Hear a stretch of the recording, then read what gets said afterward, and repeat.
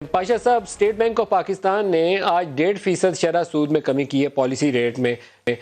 عام طور پر آپ جیسے جو ایکسپرٹس ہیں ان کا خیال یہ تھا کہ 5-6% کی شرح سے ایک دم سے نیچے جانا چاہیے، آپ کا رد عمل کیا ہے؟ بسم اللہ الرحمن الرحیم۔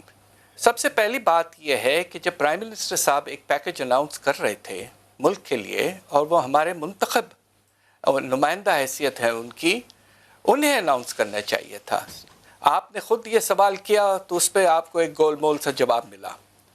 دیکھیے، اسٹیٹ بینک آف پاکستان اگرچہ آٹونومس ہے مگر پاکستان کا ایک ادارہ ہے، اور ہر ادارہ پاکستان کا ہمارے منتخب پرائم منسٹر کے انڈر کام کرتا ہے۔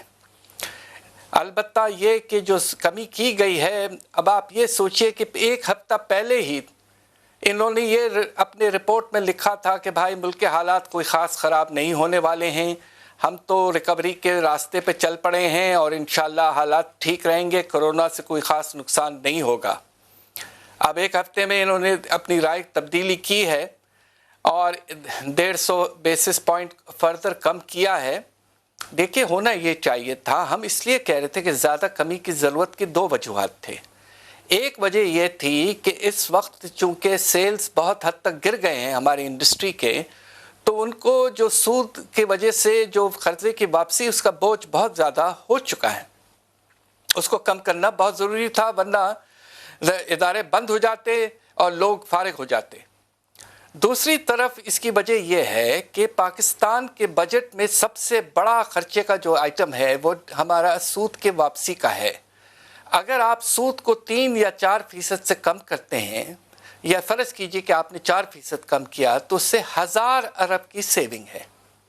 اب اتنا بڑا اماؤنٹ آپ کو مل جاتا تو آپ اپنے پیکج کو اور پھیلا سکتے تھے اور اس میں آپ فائدے بھی اور پہنچا سکتے تھے۔ اب میں آپ کو ایک چھوٹا سا اگزامپل دوں۔ آپ نے جو دہاڑی پہ مزدور ہیں ان کے لیے شاید ایک پیکج بنایا ہے 70 لاکھ لوگوں کے لیے، مگر آپ صرف مہینے میں 3000 روپے دے رہے ہیں۔ آپ مجھے بتائیے کہ 3000 روپے کے خرچے پر کوئی گھر اپنے صرف کھانے پینے کا گزارا کر سکتا ہے؟ اس وقت کم از کم تو اس سے آٹا دال بھی نہیں چلے گی۔ ہمارا اندازہ یہ ہے کہ 7-8 آٹا دال بھی نہیں چلے گا۔ 7000 روپے تو منیمم اماؤنٹ ہے جو ہم نے کیلکولیشن کیا ہے۔ آپ ذرا اس کو بڑھاتے، اور دوسری طرف یہ ہمیں واضح طور پر نظر نہیں آیا کہ طریقہ کیا ہوگا، کس طرح آپ یہ پیسے پہنچائیں گے۔ کیا آپ بڑے بڑے NGOs کے ساتھ کام کریں گے؟